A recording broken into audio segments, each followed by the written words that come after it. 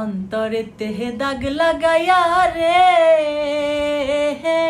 বন্ধু আমার হইলা না, কলিজা পুড়াইয়া গেলা রে বন্ধু আমার রইলা না।